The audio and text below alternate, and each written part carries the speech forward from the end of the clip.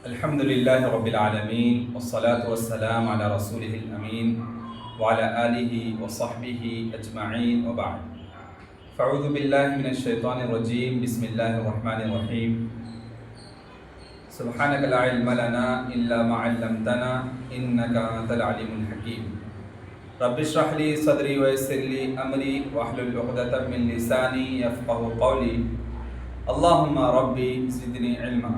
محترم سامعین و سامعات، ہم لوگ آج سورۃ البقرہ سورہ نمبر 2 آیت نمبر 158 سے تفسیر سمجھنے جا رہے ہیں۔ اللہ سبحانہ و تعالیٰ سورۃ البقرہ سورہ نمبر 2 آیت نمبر 158 میں فرماتے ہیں ان الصفا والمروۃ من شعائر اللہ فمن حج البيت أو اعتمر فلا جناح عليه أن يطوف بهما وما تطوع خيرا فإن الله شاكر عليم۔ یقیناً صفا اور مروہ مکہ کی دونوں پہاڑیاں اللہ کی نشانیوں میں سے ہیں، اس لیے جو بھی حج یا عمرہ کرے اس کے لیے کوئی گناہ نہیں کہ ان دونوں صفا اور مروہ کے درمیان طواف کرے، یعنی سعی کرے، اور جو اپنی خوشی سے کوئی بھی نیک کام کرے تو یقیناً اللہ سبحانہ و تعالیٰ اس کا اچھا بدلہ دینے والا ہے، اس کے نیکیوں کا بڑا قدردان ہے اور وہ سب کچھ جاننے والا ہے۔ وَمَن تَطَوَّعَ خَيْرًا فَإِنَّ اللَّهَ شَاكِرٌ عَلِيمٌ، اور جو اپنی خوشی سے کوئی بھی نیک کام کرے تو یقیناً اللہ سبحانہ و تعالیٰ اس کا اچھا بدلہ دینے والا ہے، اس کے اچھے کام کا بڑا قدردان ہے اور وہ سب کچھ جاننے والا ہے۔ اللہ سبحانہ و تعالیٰ یہاں پر خبر دیتے ہیں ان الصفا والمروہ، یقیناً صفا اور مروہ، یعنی صفا اور مروہ یہ وہ دونوں معروف مشہور پہاڑیاں ہیں۔ من شعائر اللہ، یہ اللہ کی نشانیوں میں سے ہیں۔ شاعر کہتے ہیں، شاعر کہتے ہیں نشانی، تو شعائر اللہ یہ اللہ کے نشانیوں میں سے ہے۔ یہ دونوں اللہ تعالیٰ کے دین کی ظاہری علامتیں ہیں جن کے ذریعے سے اللہ سبحانہ و تعالیٰ اپنے بندوں کی جو دینداری ہے اس کو جانچتا ہے۔ اور جب صفا اور مروہ دونوں اللہ تعالیٰ کے شعائر میں شمار ہوتی ہیں، اللہ تعالیٰ نے اپنے شعائر کی تعظیم کرنے کا حکم دیا۔ اللہ سبحانہ وتعالیٰ سورہ حج میں فرماتے ہیں وَمَن يُعَظِّمْ شَعَائِرَ اللَّهِ فَإِنَّهَا مِن تَقْوَى الْقُلُوبِ، اور جو کوئی اللہ کے شاعر کی تعظیم کرتا ہے تو یہ جو تعظیم کا کام ہے یہ دلوں کا تقویٰ ہے۔ تو ہمارے دل میں تقویٰ پرہیزگاری ہے یا نہیں، اس کا اندازہ ہم اس بات سے لگا سکتے ہیں کہ اللہ سبحانہ و تعالیٰ کے جتنے بھی شعائر ہیں، اللہ کی جتنے بھی نشانیاں ہیں جس کے ذریعے اللہ سبحانہ و تعالیٰ اپنے بندوں کی بندگی کو جانچتا ہے، جو اللہ کے دین کی ظاہری علامتیں ہیں اس کی تعظیم ہم کتنا کرتے ہیں، اس کا جائزہ لے لیں گے تو پتہ چل جائے گا کہ واقعی معنوں میں ہمارے دلوں میں تقویٰ موجود ہے یا نہیں۔ تو یہاں دونوں نصوص ان الصفا والمروۃ من شعائر اللہ ومن يعظم شعائر اللہ فإنہا من تقوی القلوب، یہ دونوں جو آیتیں ہیں اس بات پر دلالت کرتی ہیں کہ صفا اور مروہ یہ جو مکہ کی دونوں پہاڑیاں ہیں اللہ تعالیٰ کے شعائر میں سے ہیں، اور اللہ تعالیٰ کے شعائر کی تعظیم کرنا دلوں کا تقویٰ ہے، اور تقویٰ ہر کسی پر فرض ہے۔ اس سے یہ بات واضح ہوتی ہے کہ صفا اور مروہ کی سعی کرنا، سعی دوڑ لگانے کو کہتے ہیں، تو تو دونوں پہاڑیوں کے درمیان دوڑ لگانا، سعی کرنا فرض ہے اور حج و عمرہ کا لازمی رکن ہے. اس کے بغیر حج اور عمرہ کمپلیٹ نہیں ہوتا. صفا اور مروہ کی جو پہاڑیاں ہیں اس کی چکریں کاٹنا، سعی کرنا یہ ضروری ہے، رکن ہے. عمرہ کا بھی رکن ہے، حج کا بھی رکن ہے. اس کے بغیر عمرہ اور حج انکمپلیٹ رہے گا.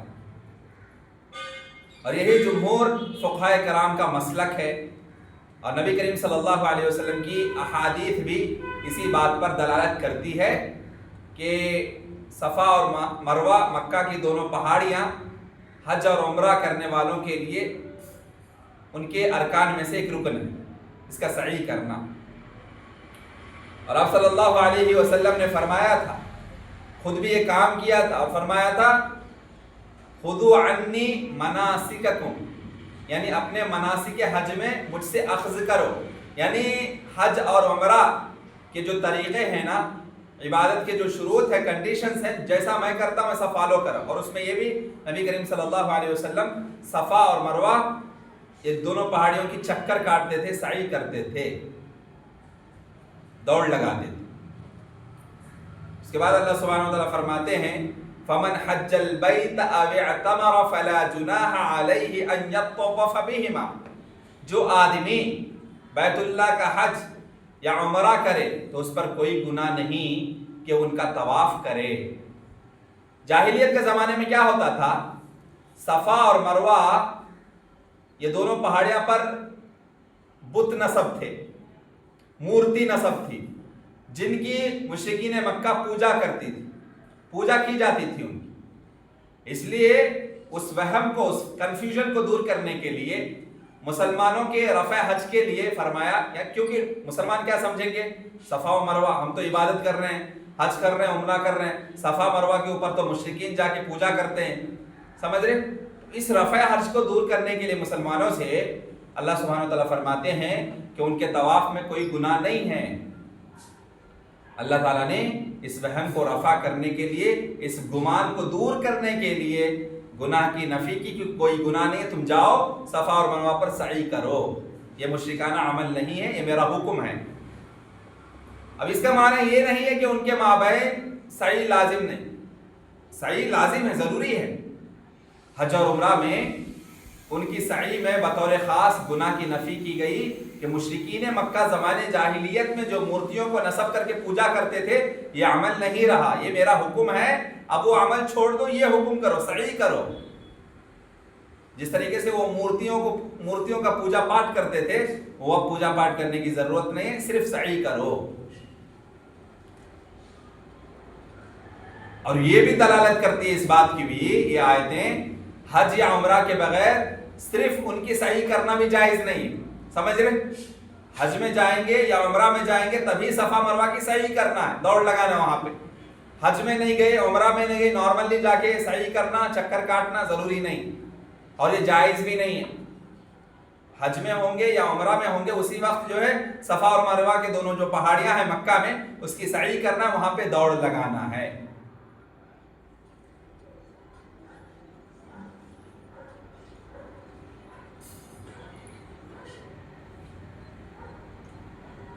طواف بیت اللہ کے اس کی طواف بھی کرنا ہے، کیونکہ وہ حج اور عمرہ کے ساتھ بھی مشروع ہے. حج میں بھی طواف کرنا ضروری ہے بیت اللہ کا، کعبہ کے اطراف چکر کاٹنا ہے کعبۃ اللہ کے اطراف، اور اسی طریقے سے عمرہ میں بھی طواف کرنا ہے. یہ مستقل عبادت ہے، طواف ایک مستقل عبادت ہے. اب حج اور عمرہ کے بغیر بھی طواف جائز ہے، کیوں؟ ایک مستقل عبادت ہے. اب یہاں پہ دیکھو، حج بھی نہیں کیے، عمرہ بھی نہیں کیے، نارملی طواف کرنا بھی عبادت ہے. لیکن صفا اور مروہ کے مابین جو سعی ہے نا، دوڑ لگانا دونوں پہاڑیوں کے درمیان، تو یہ کب ہے؟ صفا و مروہ کے درمیان دوڑ لگانا عرفہ مزدلفہ میں وقوف جب ٹھہرتے ہیں، اور اس کے بعد جو ہے جو وہاں پہ وہ شیطان کا جو پتھر بنایا گیا ہے، وہاں پہ جا کے اس کو وہاں جو مارتے ہیں، کنکریاں مارتے ہیں، یہ مناسک حج کے ساتھ کیے جاتے ہیں، عمرہ کے ساتھ کیے جاتے ہیں.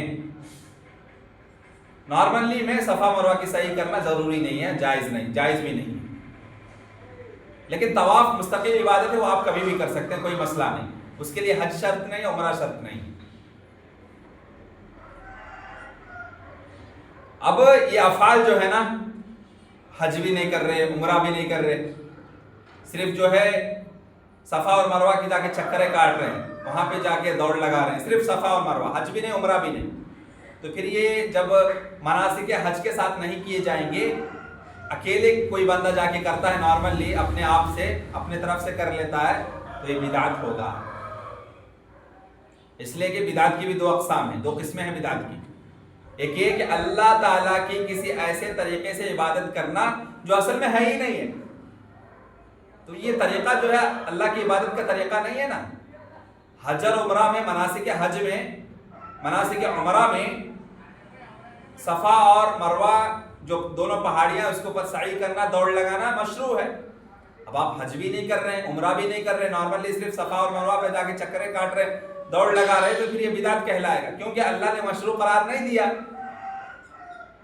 بدعت کی دوسری قسم یہ ہے کہ اللہ تعالیٰ نے ایک عبادت ایک خاص طریقے سے مشروع کیا اور اس کو کسی مختلف طریقے سے کیا جائے تو پھر وہ بدعت کہلائے گا نا۔ ایک خاص قسم ہے، حج کا ایک پیٹرن ہے، عمرہ کا ایک پیٹرن ہے، اسی پیٹرن میں کرنا ہے، اسی پروسیس میں کرنا ہے۔ آپ اپنے طرف سے دل لگی کے لیے صرف صحیح کرتے ہیں جا کے صفا مروہ کی، یہ بدعت کہلائے گا۔ کسی مختلف طریقے سے جو کرتے ہیں یہ بدعت کہلاتا ہے۔ اللہ سبحانہ وتعالیٰ فرماتے ہیں وَمَن تَطَوَّعَ خَيْرًا، اور جو کوئی نیک کام کرے، یعنی جو کوئی اللہ تعالیٰ کے خلوص کے ساتھ نیکی کا کام کرتا ہے، حج ہے، عمرہ ہے، طواف ہے، نماز ہے اور دیگر نیکیاں کرتا ہے، تو یہ کام اس کے لیے بہتر ہے۔ اس میں اس بات کی دلیل ہے کہ بندہ مومن بندہ جتنی زیادہ اللہ سبحانہ وتعالیٰ کی اطاعت کرتا ہے، اتنا ہی زیادہ اللہ سبحانہ وتعالیٰ کے پاس اس کے کمال، اس کی بھلائیوں اور اس کے درجات، اس کا اسٹیٹس، اس کے ایمان میں اضافے کی وجہ سے اضافہ ہوتا رہتا ہے۔ اور نیکیوں میں بھلائی کی قید اس بات پر دلالت کرتی ہے، خیرن، بھلائی، تطوعات نیکی کو کہتے ہیں، بھلائی کا، خیر کا کام، تو خیر جو یہاں پہ آیا ہے تطوع خیرن، تو بھلائی کی قید اس بات پر دلالت کرتی ہے کہ جو کوئی نیکی کے طور پر بدعات پر عمل کرتا ہے نا، جن کو اللہ اور اس کے رسول مشروع نہیں کیا ہے، تو اسے صرف مشقت ہی ملنے والی ہے، تکلیف اٹھائے گا بس، اس کا فائدہ کچھ نہیں، الٹا نقصان ہے۔ بھلائی کا کام کرنا ہے تو مشروع ہو شریعت میں اس کی کوئی دلیل ہو، اس کے بغیر وہ کرتا ہے تو بدعت کہلائے گا۔ اور بدعت کا مطلب کیا ہے کہ اس کا تو کوئی فائدہ نہیں، الٹا نقصان ہے، گناہ کا کام ہے، اور ساتھ میں جو ہے اپنے جسم کو بھی مشقت میں ڈالتا ہے بندہ، اس کے سوا اس کو کچھ حاصل بھی نہیں ہوتا ہے، اس میں اس کو خیر نہیں ہے۔ تو جو چیز مشروع ہے، جس کی دلیل موجود ہے قرآن و حدیث میں، وہ کام کریں گے تو اس میں بھلائی ہے۔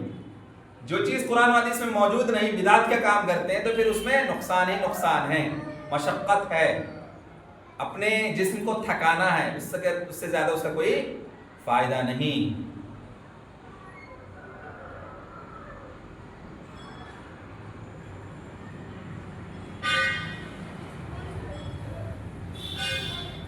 فَإِنَّ اللَّهَ شَاكِرٌ عَلِيمٌ، الشاکر اور شکور یہ اللہ تعالیٰ کے نام ہیں۔ تو الشاکر اور شکور اللہ سبحانہ وتعالیٰ کو کہتے ہیں جب بندوں کے تھوڑے عمل کو بھی قبول کر لیتا ہے، ایکسیپٹ کر لیتا ہے اور اس پر بہت بڑا اجر عطا کرتا ہے۔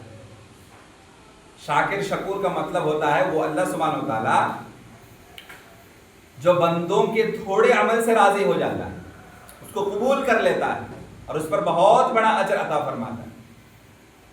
جب بندہ اللہ تعالیٰ کے احکام یعنی اس کے حکم کو پورا کرتا ہے، وہ عمل کر لیتا ہے، اس کی اطاعت کرتا ہے، تو اپنے بندے کی مدد کرتا ہے، اپنے بندے کی سپورٹ کرتا ہے اور اس کی تعریف بیان کرتا ہے فرشتوں کے سامنے، اور اس کو بدلہ بھی دیتا ہے، اس کا اجر بھی دیتا ہے، اور اس کے دل کو منور کر دیتا ہے، ایمان سے لبریز کر دیتا ہے۔ اور اس کے بدن میں قوت پیدا ہوتی ہے، نشاط پیدا ہوتی ہے، انرجیٹک باڈی بن جاتی ہے، اور وہ بندہ پھرتیلا ہو جاتا ہے، چستی کے ساتھ ایکٹیونیس سے کام کرتا ہے، عبادت کرتا ہے، اور اس کے جتنے بھی کام ہوتے ہیں دنیاوی معاملات، اللہ سبحانہ و تعالیٰ اس میں برکت نازل فرماتا ہے، اس میں ترقی عطا فرماتا ہے، اس کی نشو و نما ہوتی ہے، اس کے اعمال میں مزید توفیق دیتا ہے اللہ سبحانہ و تعالیٰ۔ تو آپ جتنے نیکی کے کام کرتے جائیں گے اور نیکیوں کے کام کرنے کا اللہ سبحانہ و تعالیٰ آپ کے دل میں بات ڈالے گا، توفیق سے نوازے گا۔ اس کا نتیجہ کیا ہوتا ہے کہ بندہ مومن آخرت میں جب رب کے سامنے حاضر ہوگا تو بہت ثواب ملے گا، اس کو بہت اجر سے نوازا جائے گا، اور دنیاوی جزائیں اور اس کے اخروی ثواب میں کمی نہیں کرے گا اللہ سبحانہ وتعالی۔ یہاں بھی بدلہ ملے گا، وہاں بھی بدلہ ملے گا۔ اللہ تعالیٰ کے اپنے بندے کے لیے قدردانی یہ ہے کہ جب وہ اللہ تعالیٰ کے لیے کوئی چیز کو چھوڑ دیتا ہے، اللہ تعالیٰ کی رضامندی حاصل کرنے کے لیے کسی چیز کو ترک کرتا ہے، تو اللہ تعالیٰ اس کے بدلے میں اسے اس سے بہتر چیز عطا فرماتا ہے۔ آپ کسی گناہ کو چھوڑ دیں تو آپ کا نفس مطمئن ہو جائے گا، اور جس کا نفس مطمئن ہوتا ہے، ایسے نفس مطمئنہ کہ متصف لوگوں کو ہی جنت ملنے والی، اور اس سے بہتر بدلہ دیتا۔ جب ہم اللہ سے ڈرتے ہوئے گناہ کے کام کو چھوڑ دیتے ہیں، برائی کے کام کو چھوڑ دیتے ہیں، تو دلی سکون محسوس ہوتا ہے، اور اس سے بہتر چیز اللہ سبحانہ وتعالیٰ عطا کرتا ہے۔ اللہ تعالیٰ کی ایک بالش قریب ہوتا ہے، اللہ تعالیٰ ایک ہاتھ اس کے قریب ہو جاتا ہے، جو ایک ہاتھ اس کے قریب ہوتا ہے اللہ تعالیٰ دونوں ہاتھ کے پھیلا ہو جاتا ہے۔ یعنی آپ اللہ سے جتنا مضبوط تعلق قائم کریں گے، اللہ اتنا ہی مضبوط تعلق قائم کرنے کے لیے آگے بڑھے گا۔ آپ ایک بالش نیک کام کرتے ہیں، اللہ کی طرف دوڑتے ہیں، اللہ ایک بالش نہیں 2 بالش دوڑ کے آتا ہے اور قریب ہوتا ہے۔ ایک ہاتھ قریب جاتے ہیں، اللہ تعالیٰ دونوں ہاتھوں کے پھیلاؤ کے برابر اس کے قریب ہوتا ہے۔ جو چل کر اللہ کی طرف آتا ہے، اللہ تعالیٰ بھاگ کر اس کی طرف آتا ہے، بھاگ کر اس کی طرف بڑھتا ہے۔ جو کوئی اللہ تعالیٰ کے ساتھ معاملہ کرتا ہے تو اللہ تعالیٰ کئی گنا منافع سے اسے نوازتا ہے۔ تو باوجود اس کے کہ وہ بندوں کے اعمال کا قدردان ہے، اس کے نیکی کی قدر کرتا ہے، اور وہ بات بھی خوب جانتا ہے کہ کون اپنے نیت، ایمان اور تقوی کے مطابق کامل ثواب کا مستحق ہے، اس کا علم بھی اللہ کے پاس ہے، اور کون اس ثواب کا حقدار نہیں ہے، اس کا علم بھی اللہ کے پاس ہے۔ وہ بندوں کے اعمال کا علم رکھتا ہے، وہ بندوں کے اعمال کا علم رکھتا ہے۔ فَإِنَّ اللَّهَ شَاكِرٌ عَلِيمٌ، علیم جاننے والا، ہر چیز کو جاننے والا۔ تو بندوں کے اعمال کا علم رکھتا ہے اور ان کے اعمال ضائع نہیں کرے گا، یاد رکھے گا فلاں وقت میں کون سا کام ہم کرتے ہیں، نیکی کا کام، ہر چیز اللہ کے پاس یاد نوٹڈ ہے، رجسٹر، بلکہ اللہ تعالیٰ کے پاس اپنی نیتوں کے مطابق، اخلاص کے مطابق، جتنی اخلاص ہوگی اس کے حساب سے اللہ سبحانہ وتعالیٰ ہمیں بدلہ دینے والا ہے۔ تو اللہ سبحانہ وتعالیٰ علیم ہے، حکیم ہے، جانتا ہے، اور ان عملوں کا ثواب بھی لوگوں کو عطا کرے گا۔ ان الذين يكتمون ما انزلنا من البينات والهدى من بعد ما بيناه للناس في الكتاب اولئك يلعنهم الله ويلعنهم اللاعنون۔ یقیناً جو لوگ ان الذين يكتمون ما انزلنا من البينات والهدى من بعد ما بيناه للناس في الكتاب، یقیناً جو لوگ ہماری اتاری ہوئی نشانیوں، روشن دلیلوں اور ہدایت کو چھپاتے ہیں، ما انزلنا من البینات والہدی، روشن دلیلوں، واضح دلیلوں اور ہدایت کو چھپاتے ہیں۔ یکتمون کا مطلب ہوتا ہے چھپاتے ہیں، وہ لوگ الذین یکتمون، یقیناً وہ لوگ جو چھپاتے ہیں، ما انزلنا جس کو ہم نے نازل کیا ہے، من البینات روشن دلیلوں میں سے، والہدی اور ہدایت کی جو چیزیں اس کو چھپاتے ہیں، وہ من بعد ما بیناہ للناس فی الکتاب، جبکہ ہم ان باتوں کو اپنی کتاب میں سب لوگوں کے لیے کھول کھول کر بیان کر چکے ہیں. ما بینا للناس، جبکہ ہم نے واضح طور پر ہر چیز کو لوگوں کے سامنے واضح کر دیا، کھول کھول کر بیان کر دیا. ان کی کتابوں میں ہر چیز محفوظ ہے، ہر چیز کی وضاحت ایکسپلینیشن ہے، پھر بھی وہ حق کی بات کو چھپاتے ہیں، ہدایت کو چھپاتے ہیں، روشن دلائل کو چھپاتے ہیں. اولئک یلعنہم اللہ ویلعنہم اللاعنون. تو ایسے ہی لوگوں پر اللہ کی لعنت ہے، اللہ کی رحمت سے دوری ہے، پھٹکار ہے، اور تمام لعنت کرنے والوں کی بھی لعنت ہے، اللہ کی بھی لعنت ہے. اور جتنے لوگ لعنت کرتے ہیں سارے لوگوں کی لعنت ہے ایسے بندوں پہ، سارے لوگوں کی پھٹکار ہے ایسے بندوں کے لیے جو ہدایت پہنچنے کے بعد اس کو چھپاتے ہیں، روشن دلائل واضح ہو جانے کے بعد اس پر عمل نہیں کرتے، اس کو ایکسیپٹ نہیں کرتے. ایسے لوگوں کے لیے اللہ کی لعنت ہے، اور لعنت جتنے بھی لعنت دینے والے ہیں سارے لوگوں کی لعنت ہے ایسے لوگوں پر. الا الذين تابوا واصلحوا وبينوا فاولئك اتوب عليهم وانا التواب الرحيم. مگر ان لوگوں پر لعنت نہیں ہے، الا الذين، مگر ان لوگوں پر لعنت نہیں ہے، تابوا، جنہوں نے توبہ کی، واصلحوا، اپنی اصلاح کر لی، اپنے دلوں کی اصلاح کر لی، تزکیہ نفس کر لیا، محاسبہ نفس کر لیا، رجوع الی اللہ ہو گئے، وبینوا، اور کھول کر بیان کر دیا، فاولئک اتوب علیہم. اللہ سبحانہ و تعالیٰ ایسے ہی لوگوں پر اللہ کی لعنت نہیں ہوتی ہے، بلکہ اللہ سبحانہ و تعالیٰ ایسے لوگوں کی توبہ کو قبول فرما لیتا ہے. اور اللہ سبحانہ و تعالیٰ فرماتے ہیں میں تو بڑا قبول کرنے والا، بڑا مہربان ہوں. یعنی تم جتنی توبہ کر رہے ہو، طلب کر رہے، میں اس کو ایکسیپٹ کرنے والا ہوں، توبہ کو قبول کرنے والا، تواب، توبہ کو قبول کرنے والا، بہت زیادہ قبول کرتا ہوں، الرحیم، اور بڑا مہربان ہوں.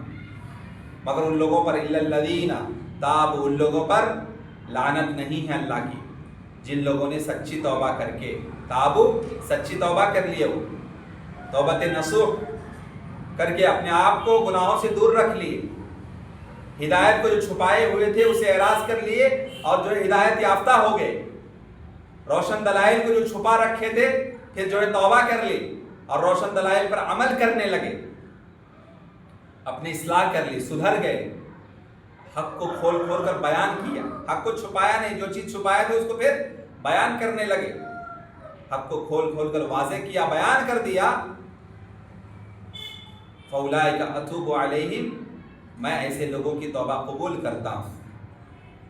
وانا التواب الرحیم، اور میں بڑا توبہ قبول کرنے والا، بہت زیادہ توبہ قبول کرنے والا اور بڑا مہربان ہوں. ان الذين كفروا وماتوا وهم كفار اولئك عليهم لعنت اللہ والملائکۃ والناس اجمعین.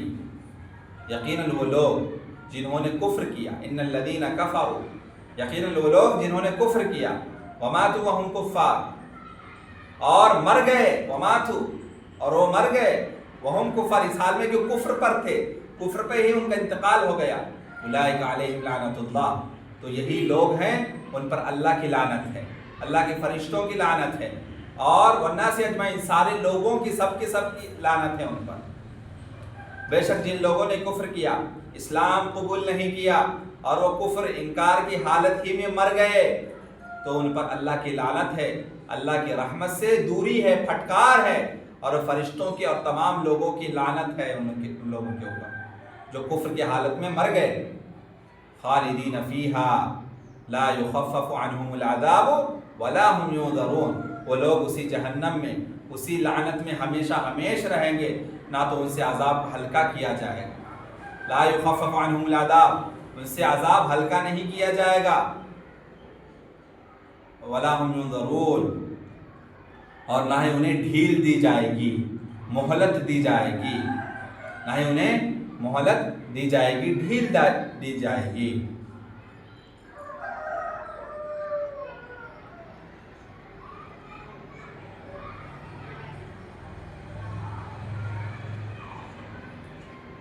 تو یہ جو آیتیں ہیں یہ اہل کتاب کے بارے میں ہیں. انہوں نے اہل کتاب نے، یہود و نصارہ نے جو مدینہ میں موجود تھے، انہوں نے نبی کریم صلی اللہ علیہ وسلم کے صفات کو چھپایا، جو توریت میں، انجیل میں، ان کے کتاب میں، اہل کتاب کی کتابوں میں، یہود و نصارہ کی جو کتابیں ہیں ان میں جو موجود ہے نبی کریم صلی اللہ علیہ وسلم کی صفات مقدسہ، اس کو انہوں نے چھپایا۔ مگر یہ دیکھو، یہ جو حکم ہے ان لوگوں کے لیے خاص ہے، لیکن ہر آدمی کے لیے عام ہے جو ان حقائق کو چھپاتا ہے، جو کتاب و سنت کی باتوں کو جان بوجھ کر چھپاتا ہے، سب کے لیے وہ حکم، سب کے لیے اللہ کی لعنت ہے، اللہ کے پھٹکار ہے، سب کے لیے جہنم کی عذاب تیار ہے۔ جو آج بھی کتاب و سنت کی بات کو جاننے کے باوجود، حق معلوم ہونے کے باوجود اس پر عمل نہیں کرتے، اس کی تردید کرتے ہیں، اس کا انکار کرتے ہیں، اس علم کو چھپاتے ہیں، آج ایسے لوگ ہیں تو وہ بھی ایسے ہی لوگوں میں شامل ہے، وہ بھی ملعون ہے، وہ بھی مردود ہے۔ اللہ سبحانہ و تعالیٰ کی پھٹکار، لعنت ان پر بھی برستی ہے۔ من البینات، اللہ سبحانہ و تعالیٰ فرماتے ہیں من البینات یعنی دلائل، حق پر دلالت کرنے والی چیزیں اور اس کو ظاہر کرنے والی باتیں۔ والہدا، ہدا جو ہے نا وہ علم ہے جس کے ذریعے سے صراط مستقیم کی طرف رہنمائی حاصل کی جاتی ہے، سمجھ رہے؟ ہدا وہ علم ہے جس کے ذریعے سے صراط مستقیم کی طرف رہنمائی حاصل کی جاتی ہے، اور جس سے جنتی اور جہنمی کے راستوں میں فرق واضح ہوتا ہے۔ جنتی اور جہنمی کے راستے جو اس میں ڈفرنس بتانے کے لیے ایک راستہ ہے، سیدھا راستہ جنت کا راستہ۔ تو ہدا کا مطلب ہوتا ہے وہ علم جس کے ذریعے سے بندہ صراط مستقیم کو جانتا ہے، پہچانتا ہے، اور واضح دلائل کے روشنی میں، کتاب و سنت کی روشنی پر میں اس پر عمل کرتا ہے، اور یہی جنتی کا راستہ ہے۔ اللہ تعالیٰ نے اہل علم سے وعدہ لیا ہے کہ اللہ تعالیٰ نے ان کو کتاب اللہ کا جو علم عطا کیا ہے اسے لوگوں کے سامنے بیان کریں گے، ہرگز نہیں چھپائیں گے۔ تو کتمان علم بھی کبیرہ گناہ ہے، یعنی میں اور آپ علم سیکھ لیے، اس کو اپنے پاس چھپاتے ہیں، دوسروں کو دیتے نہیں ہیں، دوسروں میں بانٹتے نہیں، اس علم کو ظاہر نہیں کرتے ہیں، اس کی تبلیغ نہیں کرتے ہیں، اس کی نشر و اشاعت نہیں کرتے ہیں، کسی کو پڑھاتے نہیں ہیں، نہ ٹیچنگ ہے، نہ اسپیکنگ ہے، نہ ایز اے اسپیکر بھی کوئی کام نہیں کرتے، ایز اے ٹیچر بھی کوئی کام نہیں کرتے، ہاں کم سے کم ٹیوشن بھی نہیں پڑھاتے۔ جو علم حاصل کیا ہے دوسروں تک پہنچاتے نہیں ہیں، اس کی نشر و اشاعت نہیں کرتے، اس کی تبلیغ نہیں کرتے، تو یہ کتمان علم ہوگا۔ علم کو چھپانا بھی بڑا گناہ ہے، کبیرہ گناہ ہے۔ تو دلائل کی روشنی میں جتنا علم ہمیں حاصل ہوتا ہے، ضرورت اس بات کی ہے کہ استطاعت کے مطابق اس علم کو دوسروں تک پہنچانے کی کوششیں کی جائے۔ بہت سارے ذرائع ہیں، گھر بیٹھے بیٹھے ٹیوشن پڑھا سکتے ہیں آپ، یا جو ہے مواقع ہیں اسکول میں، تو اسکول میں جا کے ٹیچنگ کر سکتے ہیں، کسی مدرسے میں جا کے پڑھا سکتے ہیں، یا کہیں خطاب کا موقع ملتا ہے تو آپ تقریر کر سکتی ہیں، ہاں خطاب کر سکتی ہیں، خطاب عام یا خصوصی خطاب، اسپیشل لیکچرز ہوتے ہیں، اسپیشل ورکشاپس، دینی ورکشاپ چلائے جاتے ہیں، یا اپنے گھر میں صرف اپنے خاندان والوں کو کم سے کم سمجھانا، اپنے بال بچوں کو کم سے کم سمجھانا، اپنے اہل و عیال کو روزانہ ایک 10 منٹ 15 منٹ ان کے لیے وقت نکالنا، دین کی بات جو آپ سمجھتے ہیں، سنتے ہیں، لکھتے ہیں، پڑھتے ہیں، اس کو ان تک سمجھانا۔ یہ ساری جو ہیں دین کو پھیلانے کے وسائل ہیں، دین کی نشر و اشاعت کے وسائل ہیں، ذرائع ہیں، جس کو اپنا کر مجھے اور آپ کو اپنے علم کی نشر و اشاعت کرنی ہے۔ اگر جو علم حاصل کرتے ہیں اس کو چھپاتے ہیں تو پھر کتمان علم ہوگا۔ کتمان علم کو چھپانا ایک کبیرہ گناہ ہے۔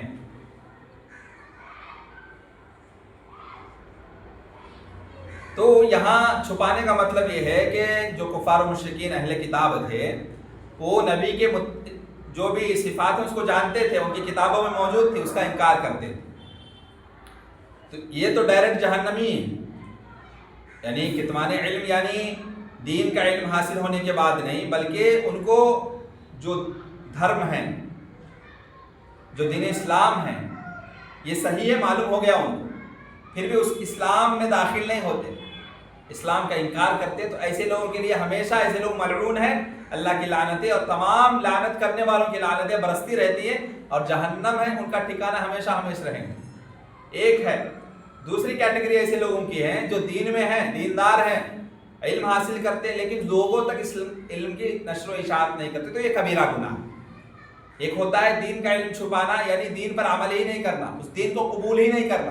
اسلام کے بارے میں معلوم ہو گیا، اس کی حقانیت معلوم ہو گئی، اس کی حقانیت ظاہر ہو گئی، آپ کے پاس اسلام کا میسیج پہنچ گیا، لیکن اسلام کو ایکسیپٹ نہیں کرتے، اپنے باپ دادا کے دین پر، اپنے پشتوں کے دین پر، پوروجوں کے دین پر رہتے ہیں، تو یہ ہمیشہ کے لیے لوگ کافر ہیں، اور ایسے لوگ ملعون ہیں اور ہمیشہ جہنم میں رہنے والے۔ دوسرا کیا ہے؟ کتمان علم، ہم دیندار ہیں، علم دین حاصل کیے لیکن دوسروں تک اس کی نشر و اشاعت نہیں کر رہے، اس کو پھیلا نہیں رہے، لوگوں کو علم کی تعلیم نہیں دے رہے، تو پھر یہ کتمان علم ہوگا، یہ کبیرہ گناہ ہوگا۔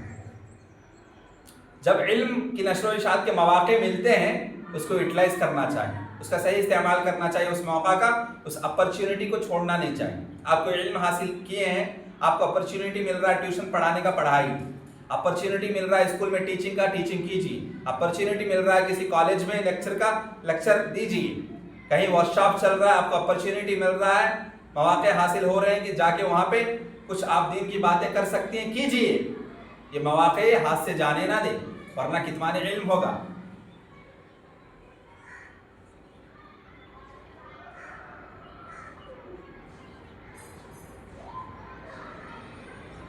یہاں اللہ سبحانہ و تعالیٰ فرماتے ہیں وَيَلْعَنُهُمُ اللَّاعِنُونَ، تمام لعنت کرنے والے لعنت کرتے، یعنی ان پر تمام مخلوق کی بھی لعنت پڑے گی، کیونکہ انہوں نے مخلوق الہی کے ساتھ دھوکہ کیا، ان کے دین کو برباد کیا، انہیں اللہ تعالیٰ کی رحمت سے دور کیا۔ کون ہے؟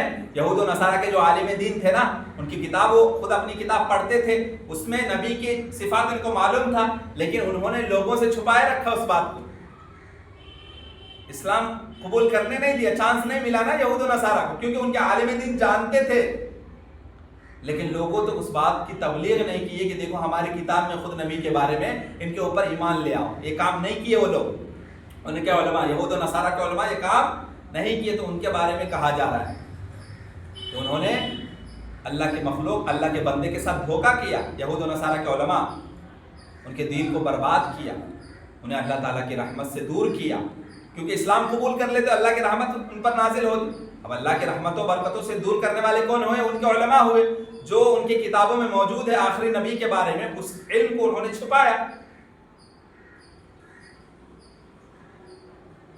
اللہ تعالیٰ رحمت بھیجتا ہے، فرشتے رحمت کی دعائیں کرتے ہیں، یہاں تک کہ پانی کے اندر بھی مچھلیاں رحمت کی دعائیں کرتی، کون؟ جو علم حاصل کرتے ہیں اور اس علم کو دوسروں تک پہنچانے کی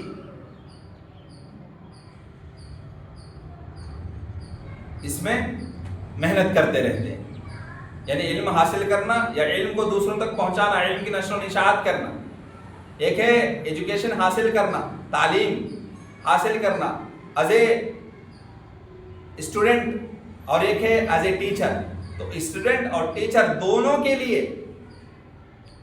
اللہ کی رحمت دونوں کے اوپر نازل ہوتی ہے، رحمت کے فرشتے ان کے لیے دعائیں کرتے ہیں، یہاں تک کہ پانی کے اندر مچھلیاں بھی اس کے لیے رحمت کی دعا کرتی ہیں، کیوں؟ اس کے تمام بھاگ دوڑ کس میں ہے؟ بھاگ دوڑ جو بھی کام کر رہا ہے، تگ و دو کر رہا ہے، محنت کر رہا ہے، کس لیے؟ علم دین حاصل کرنے کے لیے، اور ٹیچر کس لیے؟ کہ علم دین دوسروں تک پہنچانے کا کام کر رہا ہے۔ تو جتنی بھی محنتیں ہوتی ہیں، مشقتیں ہوتی ہیں، ہمیں برداشت کرنا چاہیے، صبر سے کام لینا چاہیے، دین کی تعلیم حاصل کرنا ہے نا، یہ بھی صبر آزما کام ہے، اور اس کی ٹیچنگ کرنا، اس کی تبلیغ کرنا بھی صبر والا کام، صبر آزما کام ہے، آسان کام نہیں ہے۔ اس لیے اللہ کی رحمت نازل ہوتی ہے، کیونکہ ان کی کوشش ہوتی ہے، داعی کی، مبلغ کی، ٹیچر کی، استاذ کی کوشش ہوتی ہے مخلوق کی بھلائی اور ان کے دین کی اصلاح اور ان کو اللہ تعالیٰ کے قریب کرنے کے لیے کوشش ہوتی ہے، لہذا اسے اس کے عمل کے بدلے بدلہ دیا جائے، اس دنیا میں آپ کو اس کا بدلہ ملے یا نہ ملے، اس کا اجر ملے یا نہ ملے، آخرت میں ضرور اس کا اجر ملنے والا ہے۔ اس لیے جہاں بھی علم دین کی نشر و اشاعت کا موقع، اپرچونٹی آپ کو حاصل ہوتی ہے، فوراً اس کو ایکسیپٹ کیجیے، چاہے وہ کسی گھر میں پڑھانے کا موقع کیوں نہ ہو، خود اپنے گھر میں پڑھانے کے مواقع کیوں نہ ہو، کسی کے گھر میں جا کے دروس دینے کا موقع کیوں نہ ہو، کسی مسجد میں جا کے ورک شاپ چلانے کا موقع نہیں. جہاں بھی آپ کو جس طریقے سے بھی مواقع حاصل ہوتے ہیں، اپرچونٹی ملتی ہیں، فوراً اس کو ایکسیپٹ کیجیے. اور اس کا اجر یہاں نہ بھی ملا تو وہاں ضرور ملنے والا ہے. اور رحمتیں، برکتیں تو آپ کی زندگی میں رہیں گے ہی. اس لیے آپ دیکھ لیں، علم دین سے جو جڑا ہوا ہے نا، کبھی بھوکا نہیں مرتا. یاد رکھ لو اس بات کو.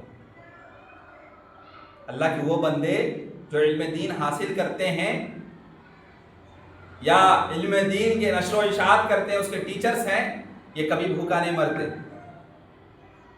فائنینشیل پرابلمز، ایشوز ہوتے ہیں وہ اور بات، لیکن کبھی خودکشی کی نوبت نہیں آتی. کبھی آپ دیکھیں کوئی عالم دین ہو کے خودکشی کر لیا، نعوذ باللہ من ذالک، نہیں.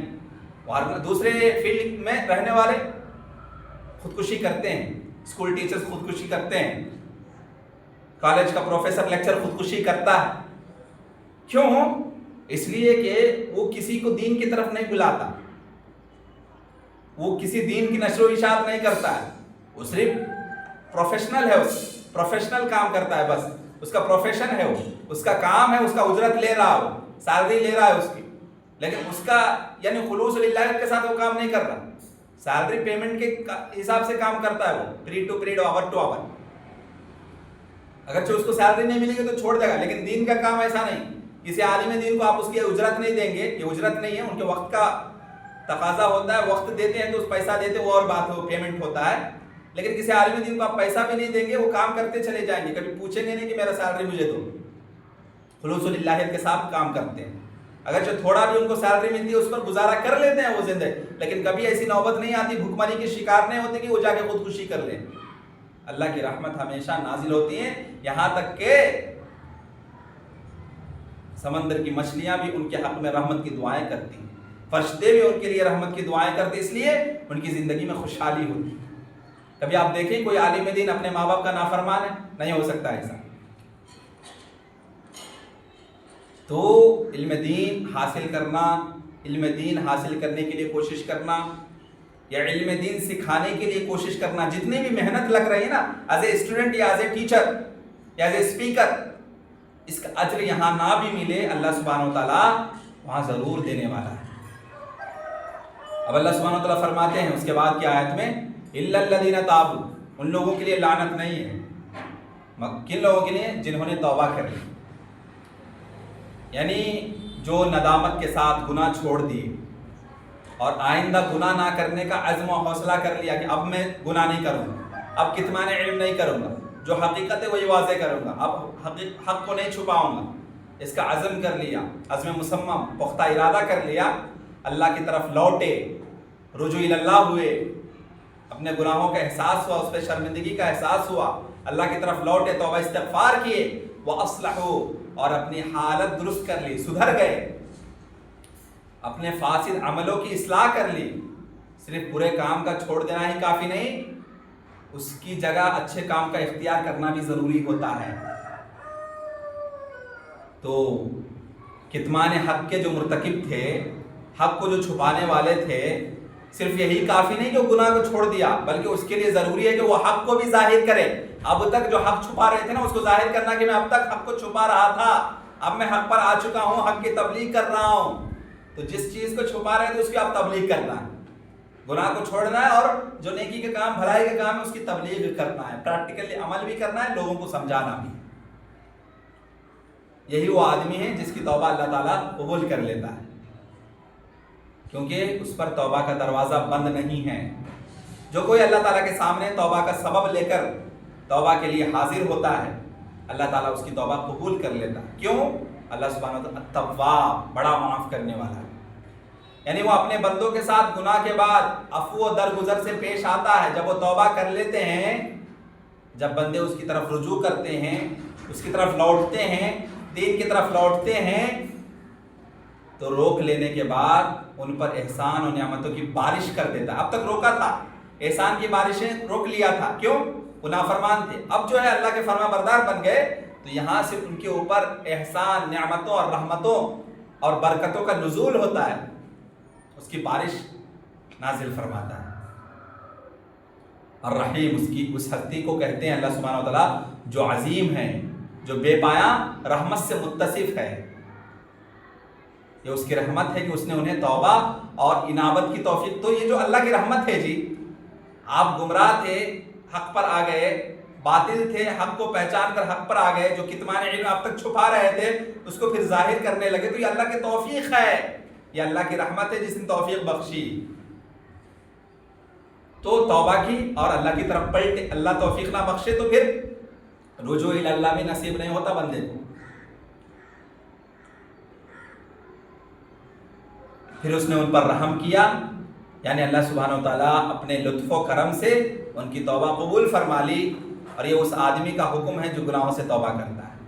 گناہوں سے توبہ کر لیتے ہیں تو اللہ سبحانہ و تعالیٰ اس کو معاف فرما دیتا ہے. اب رہا وہ آدمی جو اپنے کفر پر ہی اڑا رہتا ہے، کفر پر مصر ہے، اس نے اپنے رب کی طرف رجوع نہیں کیا، رب کی طرف نہیں لوٹا، گناہوں کا احساس نہیں ہے اس کو، ہاں اپنی گمراہی کا احساس نہیں ہے اور توبہ بھی نہیں کرتا، تو وہ حالت کفر میں ہی مر جاتا ہے، کفرانہ موت ہوتی ہے اس کی. اولئک علیہم لعنۃ اللہ والملائکۃ والناس اجمعین. اس کی حالت کیا ہے؟ تو یہی لوگ ہیں جن پر اللہ اور فرشتے اور ان تمام لوگوں کی لعنت برستی رہتی ہے. اس لیے کہ جب کفر ان کا وصف ثابت ہو گیا، ان کا وصف اس کی صفت ہے کافر کفر، لعنت بھی ان کی صفت بن جاتی ہے. خالدین فیہا، پھر ان کے لیے جہنم ہے جس میں وہ ہمیشہ ہمیش رہیں گے، لعنت برستی رہیں گی، یعنی وہ لعنت یا عذاب میں ہمیشہ رہیں گے. لعنت اور عذاب دونوں لازم ملزوم ہیں. لا یخفف عنہم العذاب، ان پر عذاب میں کوئی کمی نہیں کی جائے گی، بلکہ ان کے سخت اور دائمی ہمیشگی کا عذاب دیا جائے گا، ہمیشگی کا عذاب. ولا هم ينظرون، اور نہ ان کو مہلت دی جائے گی. عذاب میں کمی بھی نہیں کیا جائے گا، تھوڑی دیر مہلت بھی نہیں دی جائے گی، چھوڑ دیتے ہیں تھوڑی دیر، نہیں، کنٹینیوسلی پنشمنٹ ہے. مہلت کا وقت تو دنیا کی زندگی میں تھی، اللہ مہلت دیا تھا، چھوٹ دیا تھا، لیکن اس میں وہ سدھرے نہیں، سدھار نہیں آیا ان کی زندگی میں، تو اب کوئی عذر نہیں ہے، یہاں تو صرف سزا دی جاتی ہے. اس کے بعد اللہ سبحانہ و تعالیٰ فرماتے ہیں وَإِلَٰهُكُمْ إِلَٰهٌ وَاحِدٌ لَا إِلَٰهَ إِلَّا هُوَ الرَّحْمَٰنُ الرَّحِيمُ.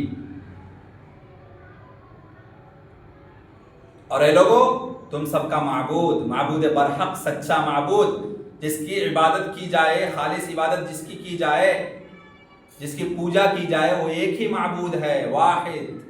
وَإِلَٰهُكُمْ إِلَٰهٌ وَاحِدٌ، تمہارا معبود، تم سب کا معبود، معبود برحق، سچا معبود جس کی پوجا کی جاتی ہے، جس کی خالص عبادت کی جاتی ہے. الہ واحد، وہ معبود ایک ہے، اکیلا ہے. لا الہ الا هو الرحمن الرحیم، اللہ کے سوا کوئی معبود برحق نہیں، اللہ کے سوا کوئی سچا عبادت کے لائق نہیں ہے.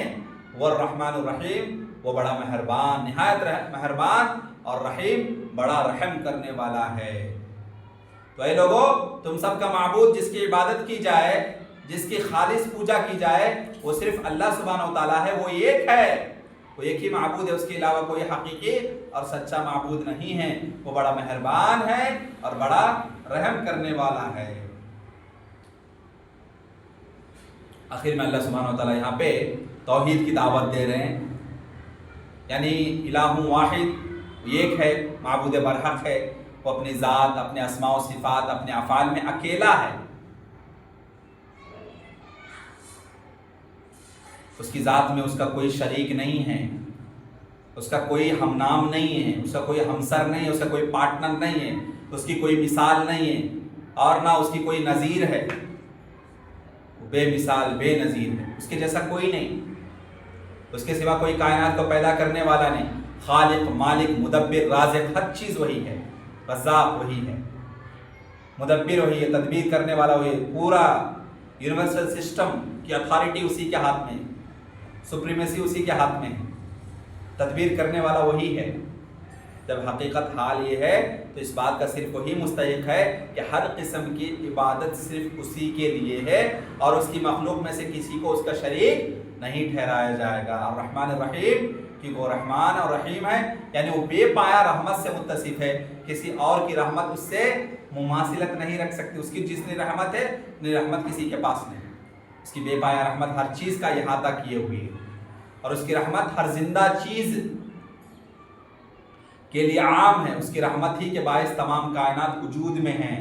یہ یونیورسل سسٹم جو ہم جس میں زندگی گزار رہے ہیں، یہ یونیورسل سسٹم اللہ کے ہاتھ میں، اس کی رحمت ہی کی وجہ سے تمام مخلوقات کو تمام کمالات حاصل ہے، اس کی رحمت ہی کی بنا پر اسے ہر قسم کی ناراضی دور ہے۔ یہ اس کی رحمت ہی ہے کہ اس کے بندوں نے اس کی صفات اور اس کی نعمتوں کے ساتھ اسے پہچان لیا، اور اس نے اپنے رسول بھیج کر اور اپنی کتابیں نازل کر کے دنیا کے تمام مسائل جن کے وہ محتاج تھے ان پر واضح کر دیے۔ تو جو بھی ضرورت ہمیں تھی، ہر چیز کی ضرورت کو اللہ سبحانہ وتعالیٰ نے پورا کیا، واضح دلائل کی روشنی میں کتابوں کا نزول کیا، اور کتابوں کا نزول کسی ایک نبی پر کیا، کوئی رسول آئے اور وہ رسول آ کے ہمیں ان کے پیغام، اللہ کے پیغام کو ہم تک پہنچایا۔ یہ اللہ کی رحمت ہے۔ اللہ کی رحمت نہ ہو تو یہ دین اسلام ہمارے ہاتھ میں نہیں ہوتا، ہم دین اسلام پر عمل کرنے والے نہ ہوتے۔ تو جب یہ معلوم ہو گیا کہ بندوں کو جو بھی نعمت عطا ہوئے صرف اللہ تعالیٰ کی جانب سے ہے، تو یہ مخلوق میں سے کوئی دوسرا آدمی کوئی نفع نہیں پہنچا سکتا، کوئی نقصان نہیں پہنچا سکتا۔ نفع و نقصان کا مالک بھی صرف اللہ سبحانہ و تعالیٰ ہے۔ ہر قسم کی عبادت کا صرف وہی مستحق ہے، صرف وہی ہے جو محبت، خوف، رجا، تعظیم، توکل اور ہر قسم کی اطاعت کا مستحق صرف اللہ سبحانہ و تعالیٰ ہے۔ ڈرنا بھی ہے تو صرف اسی سے، محبت سب سے زیادہ کرنا ہے تو صرف اسی سے، کسی چیز کی امید لگانی ہے تو اسی سے، کسی چیز کی تعظیم کرنی ہے سب سے زیادہ تعظیم اللہ کی، کسی پر بھروسہ کرنا ہے سب سے زیادہ توکل بھروسہ صرف اللہ پر۔ ہر قسم کی اطاعت کا مستحق صرف اللہ سبحانہ و تعالیٰ کی ذات ہے۔ اور سب سے بڑا ظلم، سب سے بڑھ کر برائی یہ ہے کہ اس کے عبادت میں اس کی عبادت سے منہ موڑ کر اس کے بندوں کی عبادت کی جائے، اس کی مخلوق کی عبادت کی جائے، کسی پتھر کو پوجا جائے، کسی مورتی کو پوجا جائے، مٹی سے پیدا کی گئی مورتی کو رب بنایا جائے اور اس کو شریک ٹھہرا جائے، تدبیر میں، محتاج میں، ہر لحاظ سے عاجز مخلوق کی اس خالق کائنات کے ساتھ عبادت کی جائے۔